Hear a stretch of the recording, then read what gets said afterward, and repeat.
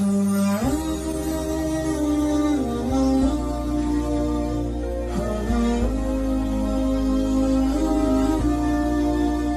زمانہ تھا، ایک درخت کو لوگ پوجنے لگے، تو وہاں ایک صوفی تھا، عبادت گزار تھا، شب زندہ دار تھا۔ اسے پتا چلا کہ لوگ درخت کو پوج رہے ہیں، تو اس کے دل میں بڑی غیرت جاگی، توحید کی غیرت ہوتی ہے، وہ جاگی اور وہ کھڑا ہوا، اس درخت کو کاٹ دوں گا جس کو لوگ اللہ کا شریک سمجھ رہے ہیں اور پوج رہے ہیں۔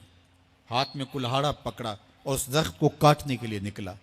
راستے کے اندر شیطان کھڑا تھا، اس نے کہا میں تو نہیں جانے دوں گا، اور شیطان نے راستہ روکا، اس نے پٹک کے شیطان کو زمین پہ مارا اور اس کی چھاتی پہ بیٹھ گیا۔ شیطان بہت مکار ہے اور وہ ہر ایک کو ایک طریقے سے نہیں لوٹتا، اس کے بڑے مکر و فریب اور دجل و تلبیسات ہیں۔ اس نے دوسرا طریقہ اختیار کیا، اس نے کہا جناب آپ عبادت گزار ہیں، تہجد گزار ہیں، شب زندہ دار ہیں، آپ درخت کو کاٹیں گے، لوگ آپ کے مخالف ہو جائیں گے، پھر آپ کو ان کے مقابل کھڑا ہونا پڑے گا، اور سویرے شام لڑائی ہی لڑائی، آپ کی عبادتوں کے وقت میں خلل آئے گا۔ تو آپ نے ان کی قبر میں تھوڑا جانا ہے، آپ کی قبر اپنی ہے، ان کی قبر اپنی ہے، آپ چھوڑیے ان کو۔ اور ساتھ ہی کہا کہ جب آپ مصلی اٹھایا کریں گے تو نیچے سے ایک درہم مل جایا کرے گا آپ کو، تو آپ اس سے اپنے کھانے پینے کا انتظام کر لیا کریں گے اور آپ فارغ البال بھی ہو جائیں گے۔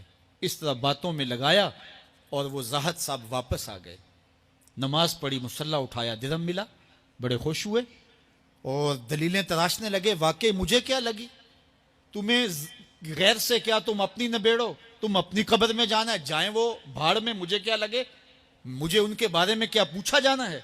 نمازیں پڑھتا ہے، ہر نماز کے بعد مصلی اٹھاتا ہے تو ایک درہم ملتا ہے۔ کافی دن گزر گیا، دل بھی آہستہ آہستہ مردہ ہو گیا۔ ایک دن مصلی اٹھایا تو کوئی درہم نہیں نکلا، پھر دوبارہ کلہاڑا اٹھایا، اٹھا، راستے میں پھر شیطان کھڑا تھا، کہا کدھر جا رہے ہو، کہا درخت کو کاٹنے جا رہا ہوں۔ شیطان نے کہا میں تو نہیں جانے دوں گا۔ اس کو تجربہ تھا کہ میں اس کو پٹک کے زمین پہ مارا تھا، یہ میرے سے طاقتور تو ہے ہی نہیں۔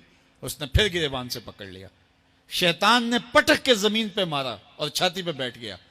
وہ زاہد صاحب پریشان ہو گئے، شیطان کو کہنے لگے کہ یہ کیسے ہوا، میرا تو تجربہ ماضی کا یہ تھا کہ میں طاقتور ہوں، تم کمزور ہو، لیکن اب تم نے پٹک کے مجھے زمین پہ مارا۔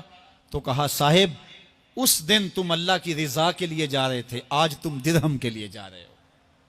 تو جب عمل میں خلوص نہیں رہتا تو پھر عمل نہیں رہتا، عمل میں قوت نہیں رہتی، پھر سجدے بے روح ہو جاتے ہیں، نمازیں بے ذوق ہو جاتی ہیں، صفیں کج دل پریشاں، سجدے بے ذوق کہ وہ جذبے اندروں باقی نہیں۔